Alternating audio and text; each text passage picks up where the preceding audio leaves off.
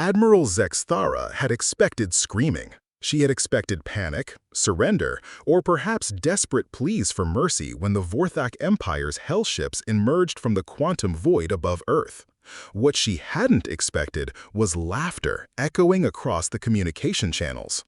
"Unknown vessels," came the transmission from the small blue planet below, the voice carrying an unmistakable note of amusement. "This is Admiral Sarah Chen of the Terran Defense Force. We've been monitoring your approach for the last 6 months. Thanks for finally showing up. We were getting bored." Zexthara's 4 eyes narrowed as she studied the tactical display. The humans possessed no world killers, no reality rippers, no soul flayers like the Vorthak arsenal. Their ships were crude metal constructs held together with what appeared to be stubbornness and excessive amounts of caffeine. This should have been over in minutes. "Primitive species," Zexthara broadcast, her voice dripping with disdain. "Witness the fury of the Vorthak Empire. We have raised 1,000 worlds. We feast on fear and bathe in the screams of the dying. Surrender now, and your death will be swift." The humans' response came immediately. "Oh, that's adorable! Hold on, let me put you on speaker so the whole fleet can hear this." Static crackled. Then Admiral Chen's voice returned with what sounded suspiciously like barely contained glee. "Attention all ships, the aliens just threatened to make us scream and die horribly. I repeat, they want to play the scary nightmare game." A pause. "Gentlemen, ladies, and everything in between, we are officially weapons-free.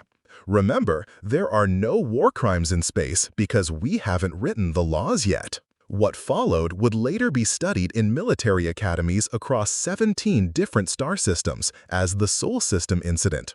Though most xenobiologists simply called it the day humans reminded everyone why they were classified as a Type 7 Death World species.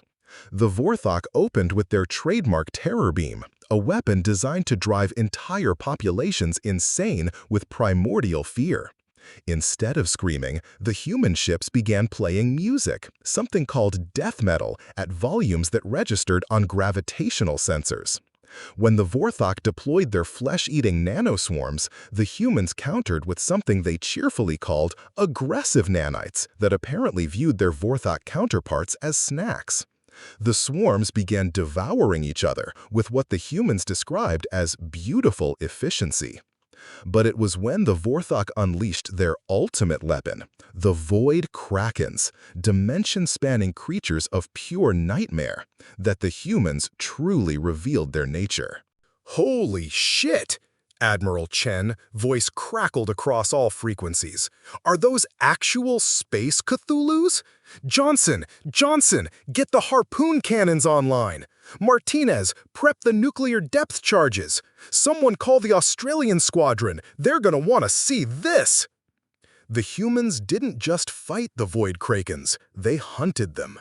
Ships built for exploration suddenly sprouted weapons that looked suspiciously like pulver-sized fishing equipment.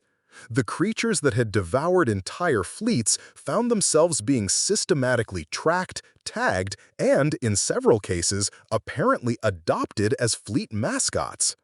Within 4 hours, the Vorthak fleet, terror of the known galaxy, was in full retreat. 3 hellships had been captured, their crews forced to endure something the humans called aggressive friendship, which apparently involved sharing food, showing pictures of small furry animals, and lengthy discussions about feelings. Admiral Zexthara found herself facing a human boarding party led by a grinning soldier who offered her something called coffee and asked if she'd like to talk about her relationship with violence. Later, as Vorthak survivors were processed at what humans called rehabilitation centers, featuring regular meals, recreational activities, and mandatory therapy sessions, Admiral Chen filed her report. Enemy neutralized through application of overwhelming enthusiasm and weaponized curiosity. Recommend updating Terran defense classification from defensive force to aggressively helpful space pirates, also requesting increased budget for coffee and bigger harpoon guns. The Galactic Council's response was swift. Earth's danger rating was upgraded to approach with caution, chocolate, and properly filled legal waivers. The Vorthok Empire, meanwhile, quietly changed their expansion plans to focus on literally anywhere else in the universe.